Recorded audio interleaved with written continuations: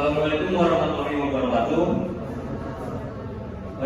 Sebelumnya perkenalkan, saya Wali Sumajati dengan Ekonim 200. Saya Sefidul Lestari dengan Ekonim 186. Saya Anissa Sohga dengan Ekor 156. Saya Zul Susilo dengan Ekonim 205. Saya Bima Dika Binasa dengan Ekonim 073. Saya Alun Hidayat dengan Ekonim 048. Oke, pada studi kasus 2 yaitu yang berjudul kinerja sistem syaraf dan hormonal dalam reproduksi.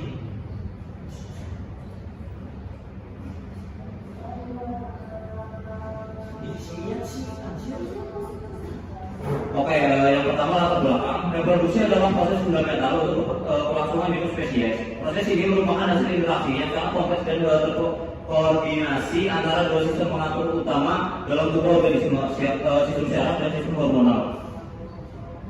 Tujuannya yaitu yang pertama, menganalisis peran spesifik GNRH, FSH, dan LH dalam memicu dan mempertahankan siklus reproduksi pada organisme model. Yang kedua, mengidentifikasi jalur sinyal syaraf dan hormonal utama yang terlibat dalam umpan balik positif dan negatif yang mengontrol sekresi hormon seks. Yang ketiga, menyelidiki bagaimana faktor eksternal, misal terjadinya stres, nutrisi, atau ritme sirkadian yang dimediasi oleh sistem syaraf memengaruhi pelepasan hormon-hormon reproduksi. Yang keempat, menjelaskan konsekuensi dari disfungsi neuroendokrin, yaitu gangguan pada interaksi syaraf hormonal terhadap fertilitas dan kesehatan reproduksi. Yang kelima, yaitu memahami secara komprehensif mekanisme regulasi reproduksi yang melibatkan sistem syaraf dan hormonal. Rumusan kendalanya yaitu pokok penilaian yang harus dibacakan, yaitu bagaimana sumbu HPG diatur melalui mekanisme umpan balik positif dan negatif yang melibatkan sistem syaraf dan hormon seks. Yang kedua, apa saja neurotransmitter dan neuromodulator yang berperan dalam menginisiasi atau menghambat pelepasan GNRH dan hipotalamus. Yang ketiga, bagaimana gangguan syaraf, misalnya konsistres kronis, memengaruhi sinkronasi pelepasan gonadotropin atau FSH dan LH, dan apa dampaknya terhadap gametogenesis. Lalu selanjutnya ada regulasi sumber hipotalamus dan FSH sumber F. HPG adalah inti dari kontrol reproduksi dan beroperasi mekanisme umpan balik. Pusat pengambilan hipotalamus bagian dari sistem syaraf adalah maksudnya yang melepaskan hormon peptida GNRH.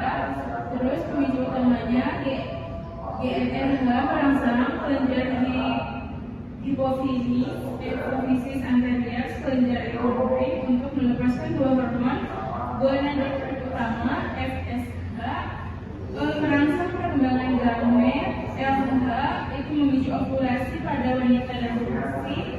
Terus kembali negatifnya hormon seks, estrogen, progesteron, testosteron yang diproduksi oleh GnRH akan kembali hipotalamus dan hipofisis untuk menghambat pelepasan GnRH, FSH, dan LH menjaga kadar hormon tetap seimbang. Terus ada umpan balik positif pada wanita mendekatkan estrogen di tengah siklus yang justru memberikan umpan balik positif yang cepat ke hipotalamus. Hipofisis memicu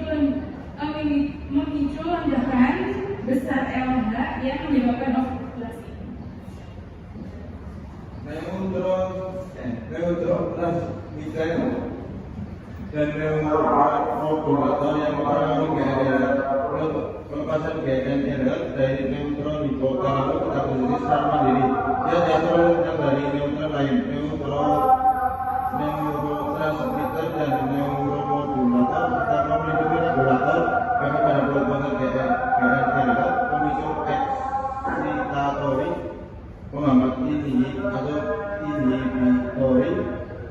Dispeptin adalah mediator saraf yang paling penting. Ia bertindak langsung pada neuron GNRH dan sangat sensitif terhadap sinyal hormonal dan metabolik. Pengaruh stres dan gangguan saraf. Sistem saraf berperan dalam menerjemahkan sinyal lingkungan menjadi respon hormonal. Stres kronis, fisik atau psikologis adalah gangguan saraf yang berdampak besar. Jalur stres mengaktifkan sumber PA, melepaskan kortisol dan CRF. Interferensi CRF dan kortisol dapat mengembangkan PA secara langsung tanpa pengambatan PA mengurangi FSH atau LH yang menyebabkan gangguan siklus menstruasi pada wanita dan penurunan libido atau spermatogenesis pada pria, yang menunjukkan bagaimana stres secara langsung mengganggu sinkronisasi hormon reproduksi. Disfungsi yang berefek pada patologi. Disfungsi dapat terjadi pada tingkat saraf atau neuro atau reumatik endokrin, finalis hipogonadisme, hipotalamus, kegagalan reproduksi dan neuron BNA atau masalah saraf. Contoh sindrom Kaleman atau ketidakmampuan BNA untuk bermigrasi atau akibat stres atau nutrisi ekstrim. Sindrom polikistik atau PCOS ini adalah kondisi hormonal dengan tingkat LH tinggi dan estrogen yang tidak seimbang. Namun, studi menunjukkan adanya sensitivitas abnormal pada hipotalamus atau hipofisis atau masalah endokrin terhadap perubahan dari hormon seks menuju ketidakseimbangan. Hiperprolaktinemia yaitu produksi prolaktin berlebihan atau masalah endokrin dapat produksi regulator di hipotalamus serta dapat melambat sekresi BNA menyebabkan disfungsi reproduksi.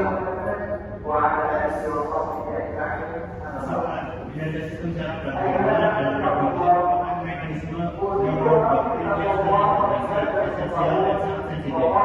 Produksi adalah sel sentral resiko hipotalamus, hipofisis, kortex, di mana sistem saraf melalui hipotalamus dan BNA bertindak sebagai faktor regulator yang mengontrol sekresi hormon androgen, FSH dan LH. Dari menjadi hipofisis sampai hormon ini kemudian memicu fungsi otak dan fungsi hormon seks yang ini memberikan beban balik positif dan negatif pada pusat saraf endokrin.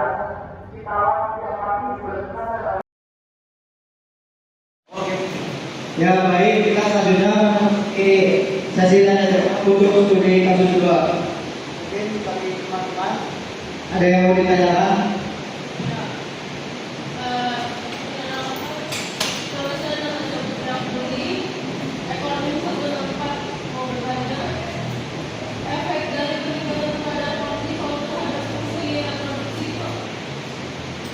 Oke, mungkin pertanyaan akan dijawab dulu. Apakah ada lagi? Ya.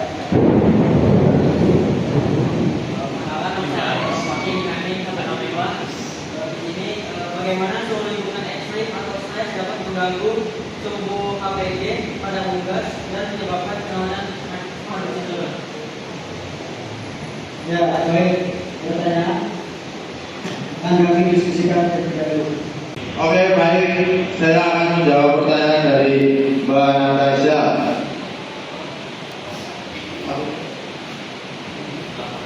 Peningkatan kadar kortisol hormon stres memiliki efek menghambat fungsi reproduksi. Kortisol yang tinggi akan 1. Menekan pelepasan GNRH di hipotalamus sehingga produksi FSH dan LH di hipofisis menurun. 2. Akibatnya fungsi gonad melemah pada wanita menyebabkan gangguan siklus menstruasi, misalnya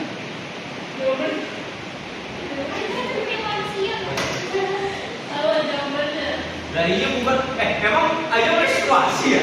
Iya. Enggak, Oke, selanjutnya saya akan menjawab pertanyaan dari Mas Taufik.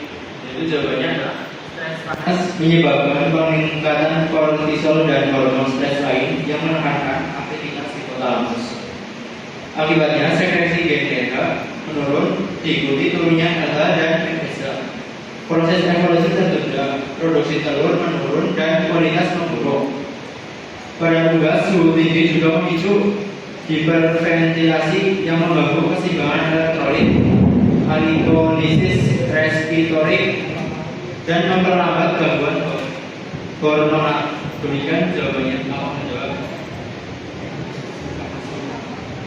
Oke, selanjutnya yaitu pertanyaan yang kedua.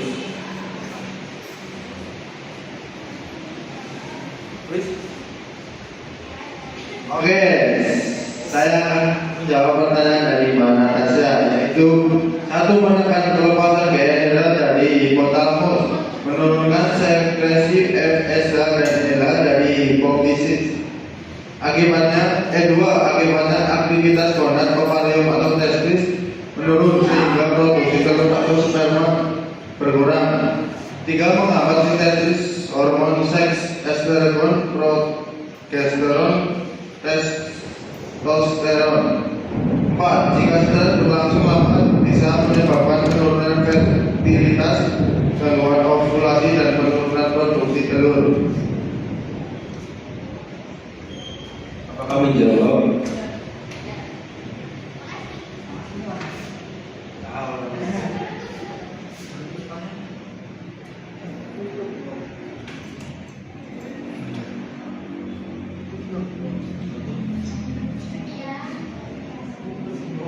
Tutup.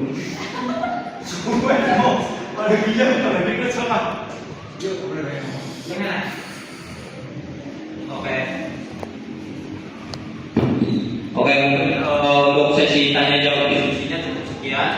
Kami dari kelompok A berterima kasih kepada kelompok F karena telah menanyakan berbagai pertanyaan yang cukup menarik.